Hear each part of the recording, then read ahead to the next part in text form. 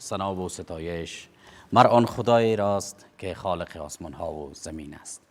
درود و صلوات بر روح پرفتوح سید عالم حضرت محمد مصطفی صلی الله علیه و آله و اصحابه و سلم. بیننده های محترم تلویزیون ملی افغانستان، السلام علیکم و رحمت الله و برکاته. دوستان عزیز، باز هم مثل شبهای گذشته برنامه حسن تلاوت قرآن کریم است که این برنامه از طرف شرکت مخابراتی اتصالات به همکاری رادیو تلویزیون ملی افغانستان برآورده انداخته شده. تا شب گذشته همه ما شما شاهد بودیم و نظاره کردیم که عمود 10 بهترینه که به دور دوم صعود کرده بودن اونا هم مسابقه خود کردن. آغاز از امشب انشالله که 3 نفر که انتخاب شده از طرف داورها، انشالله که جریان مسابقه از این 3 بهترینه با هم یک جا میبینیم و میشنویم. اما پیش از اینکه مسابقه آغاز شود، این مسابقه خود یک روند خاص داره که باید برای تمام کسایی که در تالار حاضر هستند و کسایی که بیننده و شنونده هستند برشان تشریح شود. ما از جناب استاد عبدالعظیم فقیری خواهش میکنم که روند مسابقه را یک بار تشریح کنن، کل ما شما در جریان شویم. باز ما اولین متسابق را دعوت میکنم. جناب استاد. بسم الله الرحمن الرحیم. قبل از همه برنده شدن یا راه یافتن 3 تن از قاری صاحبانی که از 2 دوره، یعنی دور مقدماتی مرحله نهایی به دور نهایی به دور نیمه نهایی راه یافتن، بعد از او از دور نیمه نهایی به دور نهایی که امروز قرار است برگزار شود تبریک برایشان میگویم. امروز انشالله قرار است که میان 3 تن از قاری صاحبان برنده رقابت برگزار شود که این 3 تن قاری صاحبان در مدت 7 دقیقه تلاوت خود ادامه میدن و تلاوت های ایشان در 4 بخش مورد ارزیابی قرار می گیرد که بخش تجوید، وقف و ابتدا، لحن و صوت، که هر بخشی از این امتیازات مشخص خود دارد که در بخش تجوید 40 امتیاز، همچنان در بخش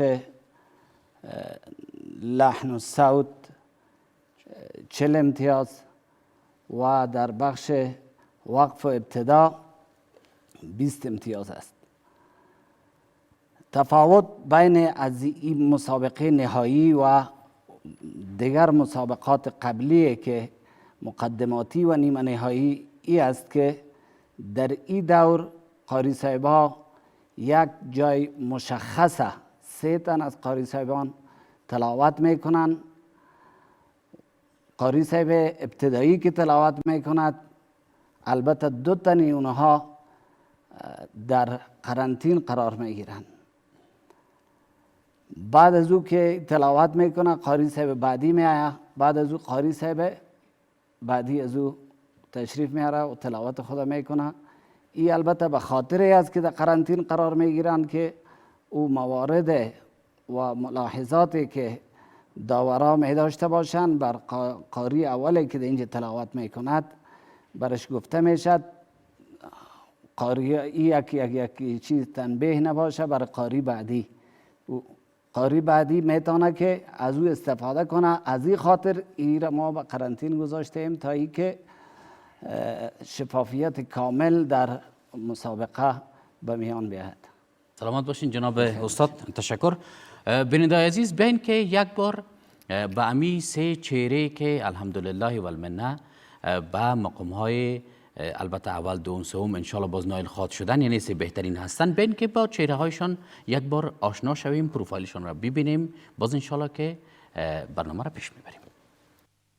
عنایت الله د عبدالخلیل زوی د مرکزی زون له کابل ولایت څخه، محمد نواب د صنایع زوی د شمال زون د بلخ ولایت څخه، عبدالحکیم د عبدالمجید زوی د مرکزی زون له کابل ولایت څخه، دوستان عزیز، در این برنامه ما اولین کسی را که در جمله سی بهترین هستند و از طریق قرعه انتخاب شدن بخیر که باید اول دوم سوم بخوانن، اولینشان ما انانس میتونم که تشریف بیارن و قرائت بکنن.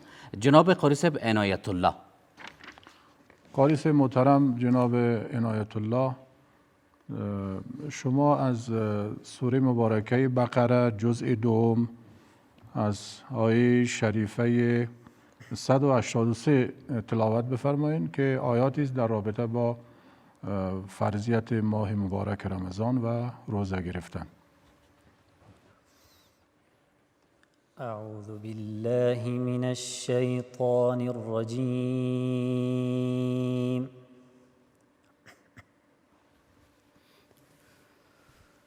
بسم الله الرحمن الرحیم.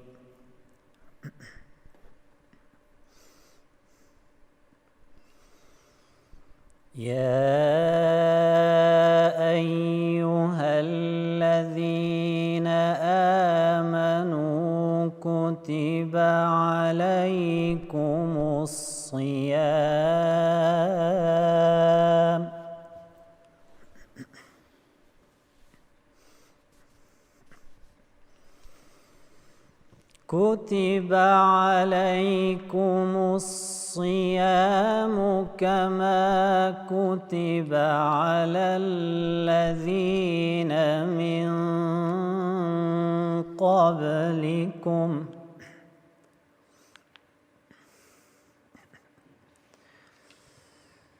كما كتب على الذين من قبلكم لعلكم تتقون.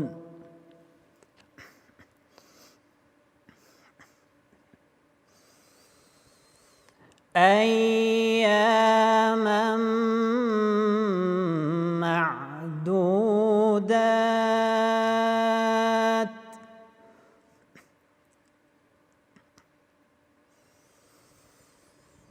فمن كان منكم مريضا أو على سفر فعدة من أيام أخر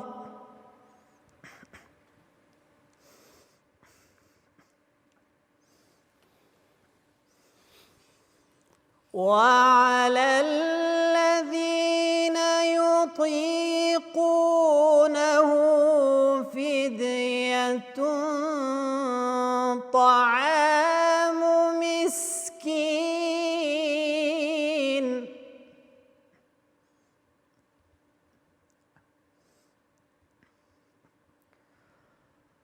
فمن تطوع خيرا فهو خير له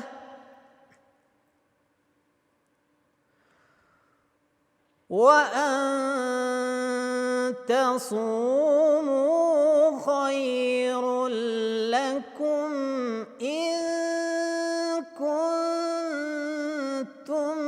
تعلمون.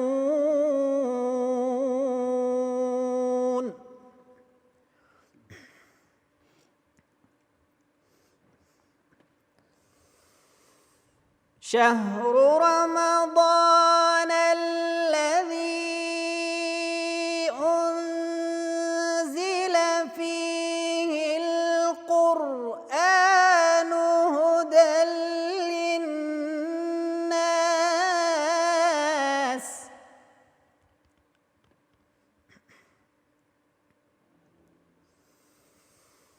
هدى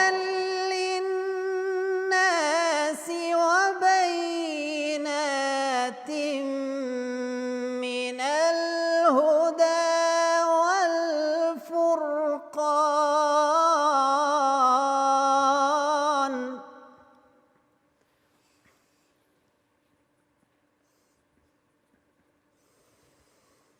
فمن شهد منكم الشهر فليصم.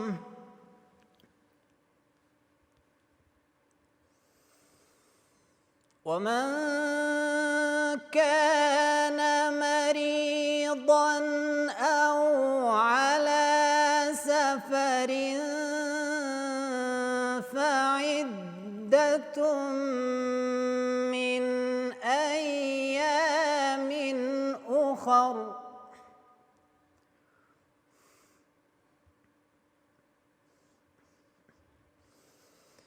يريد الله بكم اليسر ولا يريد بكم العسر ولتكملوا العدة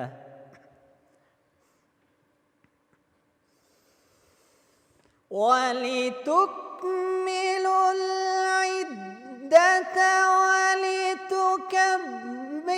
الله على ما هداكم ولعلكم تشكرون.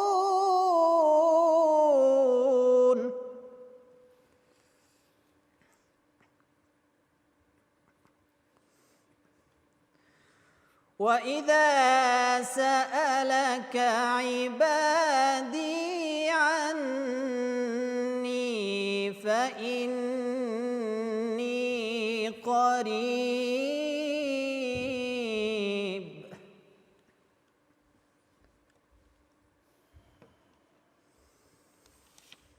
أجيب دعوة الداع إذا دعاني فليستجيبوا لي وليؤمنوا بي لعلهم يرشدون.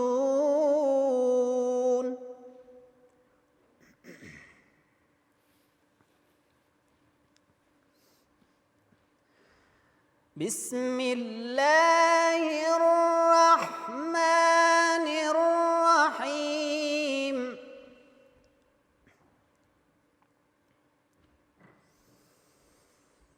إنا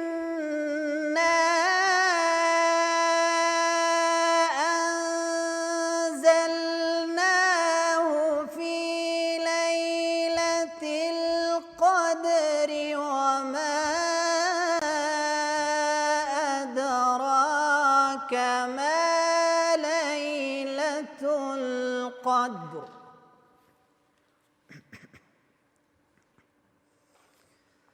ليلة القدر خير من 1000 شهر.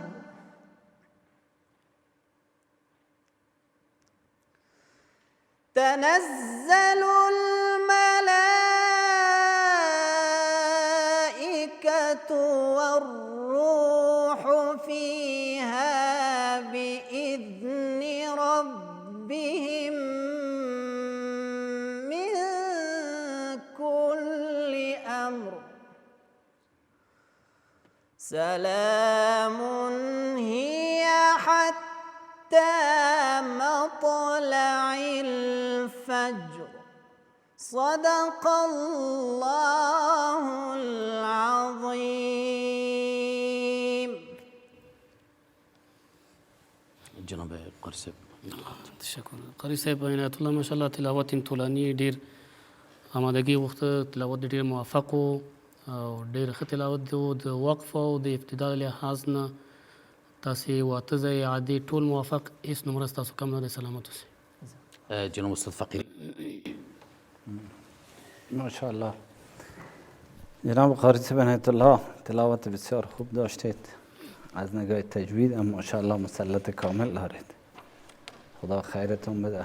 هیچ مشکلی انشالله دیده نمیشد. جناب استاد قاری صاحب محترم عنایت الله بسیار تلاوت خوب بود، سنگین و متین و توأم با آرامش نغمات داوودی را تلاوت کردین از کلام وحی الهی.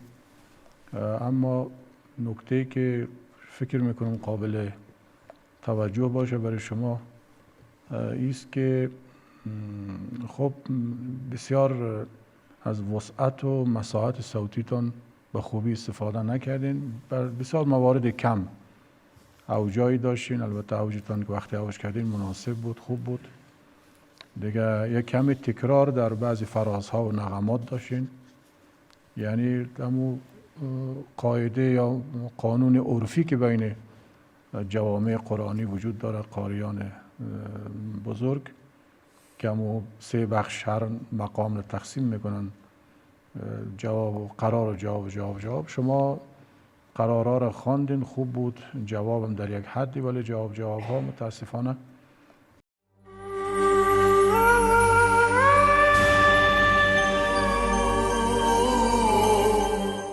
در این قسمت برنامه جناب قاری صاحب محمد نواب را دعوت میکنم که سر استیج بیاین و تلاوت بفرماین. محمد نواب د صنایع زوی د شمال زون د بلخ ولایت څخه. قاری صاحب محمد نواب تلاوت میفرمایند از آیه 183 سوره مبارکه بقره صفحه 28. البته مدت تلاوتشان 7 دقیقه است. و یک نکته دیگر هم که خدمتتان به عرض برسانم که باید او استاد فلاح این موارد در نظر داره که یکی خود جواب است، یکی جواب هم نمرات دارد. مهربانی. ادامهش کسوری قدرم بخونیم. بله بله.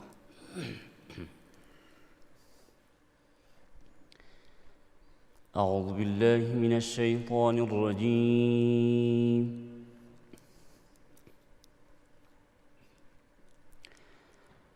بسم الله الرحمن الرحيم.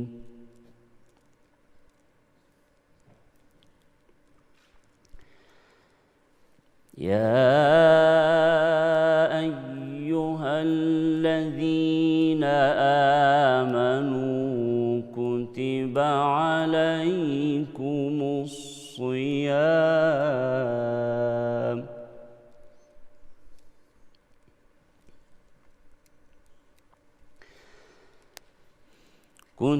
عليكم الصيام كما كتب على الذين من قبلكم لعلكم تتقون.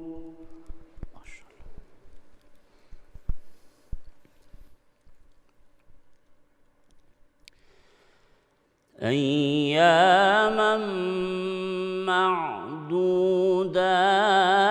معدودات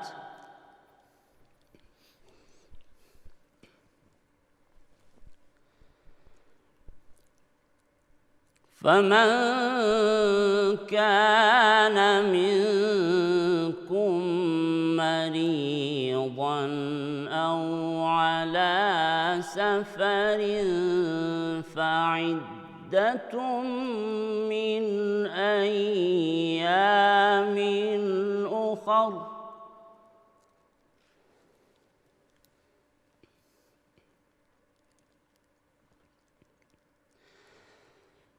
وعلى الذين يطيقونه فدية طعام مسكين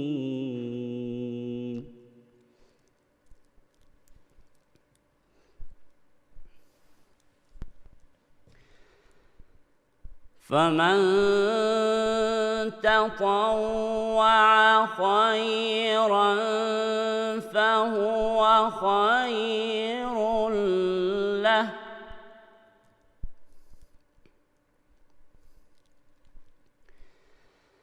وأن تصوموا خير لكم إن كنتم تعلمون.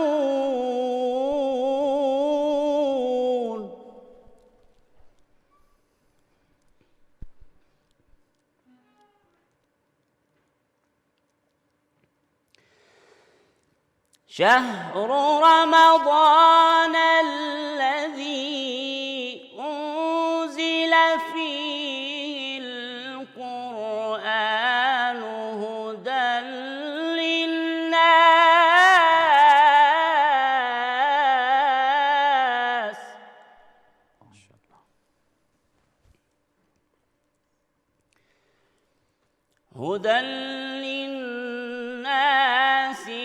وبينات من الهدى والفرقان.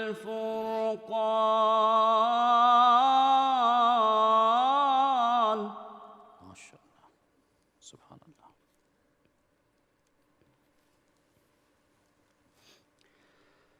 فمن شهد منكم الشهر فليصم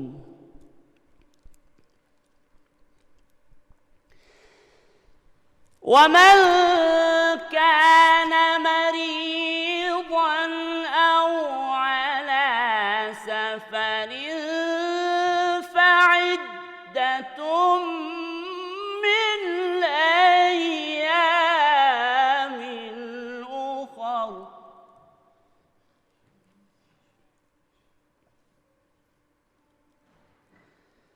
يريد الله بكم اليسر ولا يريد بكم العسر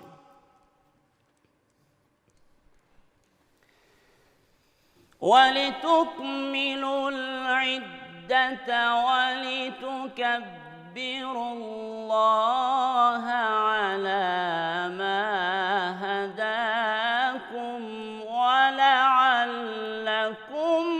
تشكرون.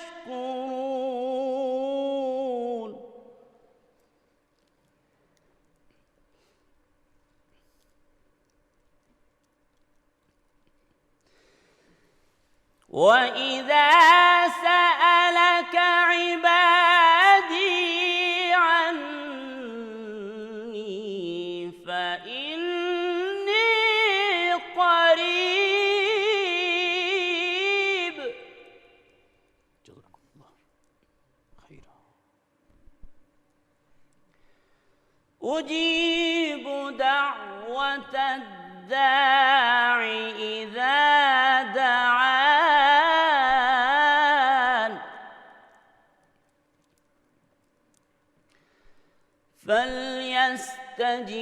فليستجيبوا لي وليؤمنوا بي لعلهم يرشدون. الله أكبر.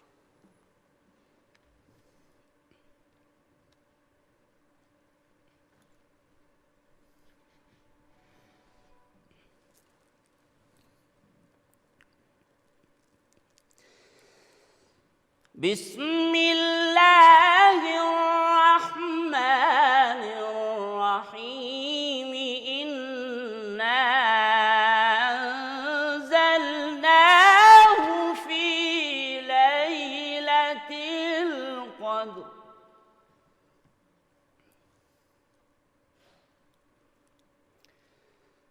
وما أدراك ما ليلة القدر. ليلة القدر خير من 1000 شهر. تنزل الملائكة والروح فيها بإذن ربهم من كل أمر. سلام هي حتى مطلع الفجر. صدق الله العظيم. جناب فقیر اسم. بارك الله جناب قاری صاحب. تلاوت بسیار زیبا و بسیار خوب دلنشین تلاوت داشتید. از نگاه تجوید انشالله که مشکل اینطور قابل ملاحظه نیست، فقط یک دو مورد من خدمتتون عرض میکنم که بخیر در آینده ها ایره توجه کنید. یکی در امی میزان مقدار مدات، زمانی که شما کوشش میکنه که جواب بخونه جواب بخونه دمی اسنا سوره قدر اگر شما تلاوتتون خودتون بشنهید این مشکل پیدا شده ده. انا یک قسمت است، ملائکه دیگه قسمت است و ما ادراک دیگه است، فرق داره بسیار کم. همچنان در اخفا هم من کل امر، یعنی او قسمی که باید حق اخفا را شما ادا میکرده و حقش از حق از او کمی کاسته شده است. تشکر. جناب استاد فلاح. قاری صاحب محترم محمد نواب بسیار خوب تلاوت کردین. انصافا ما استفاده کردیم تو با تسلط بیشتر خوبتر و بسیار تنوع لحنی و تنظیمی داشتین شما، بسیار خوب بود. بعضی جواب ها رو اشاره کردین، البته بعضی هاش نکردین. این بسیار خوبه که یک تلاوت متنوع که اهمیت تجوید و وقف ابتدا سر جای خود محفوظ که او رکن اساسی و اول است انشاءالله. در کنار از او برای تحسین قرائت و تزیین قرائت خب شما بسیار خوب رعایت کردین الحمدلله. بسیار از لحاظ لحنی غنی بود تلاوت شما در این مرحله نهایی. مثلا بیات حسینی، بیات شوری، نوروز، رست که مبدل گفته میشه، خود رست سگاه جوابش خواندین، سبا که مقام حزین است و خیلی تاثیرگذار است، شما ترکیب کردین با عجم، سبا عجم، بسیار خوب شد. نهاوند خوب خواندین در سوره قدر و همینطور اشاره به رست و حتی چارگاه و رهاوی هم یک اشاره به مقام رهاوی و چارگاه بسیار ظریف و بسیار کوتاه و فرود به بیات در مجموع خیلی خوب بود. اگر همون نکات تجویدی که فرمودن انشاءالله رعایت کنیم دیگه بسیار عالی بود. موفق باشین. سلامت اوسئ قاری صاحب. محمد نواب ماشاءالله تلاوت ښکلی و د وقف او ابتدا په لحاظ کې هیڅ مشکل تاسو نه درلود. سوی عادي چې تاسو درلودی چې ما ځان سره یاداشت کړم ماشاءالله ډېر ښه. کتب علیکم الصیام دا رقم هدى للناس مجموع کې عادي ستاسو ټیر د معنا سره مناسب و، تاسو خلل نه و چې انشاءالله ستاسو عمره کاسته کی. یعنی په ټول کې انشاءالله زه فکر کوم چې په ټول کړی کې تاسو خاص دی او تر اوسه ښه ځلېدلي یاستئ. الله موفق لرم. نورین پوره دي انشاءالله. تر دې مرحلې چې یو سړی رسېږي او دومره مرحلې شاته راغورځوي نو طبعا دا به یو قاري چې څو دفعې چاڼېږي ورزیده قاري هستئ، زموږ افتخار هستئ. الله سلامت لره. بخیر باش قاری صاحب. ماشاءالله سبحان الله. بیننده عزیز ما هم شاهد هستند که قاری صاحب بزرگوار چقدر زیبا قرائت کردن، چقدر زیبا تلاوت کردن. اصلا خود صوت قرآن خیلی زیباست. خود صدای قرآن واقعا عالی است. زیباترین صدایی که اگر انسان بفهمه و درک بکنه صدای قرآن است، ولو که خفیه خوانده شه، ولو که آرام خوانده شه، ولو که مثل قاری صاحبای ماهر ایره قرائت بکنن، واقعا زیباست. دوستان عزیز، در قسمت های آخر روز هستیم. قرآن را بشنوین، قرآن را تلاوت بکنین. این وقتش است که پیامبر ما بزرگوار صلی الله علیه و سلم میگه که نزدیک افطار وقت قبولی دعاست. وقتی که قرآن خواندین، وقتی که قرآن را شنیدین از برنامه حسن تلاوت، کوشش بکنین که اندک خودتان هم در خانه وقت داشته باشین، قرآن را تلاوت بکنین، قرآن را مطالعه بکنین، قرآن را یاد بگیرین که ثواب بسیار عالی داره. وقت اسماء الحسنا است، او را با هم میبینیم، میشنویم، لذت میبریم چون اسمای پاک پروردگار عالم است. دعای افطار یادتان نروه، امروز دعای دیگر هم یک جا بکنین. وقت اذان میرسه، اذان افطاری است، دعا باز هم بکنین بر حق خودتان، بر حق وطن عزیز ما. با جمله برنامه های تلویزیون ملی باشین. افطار خوش.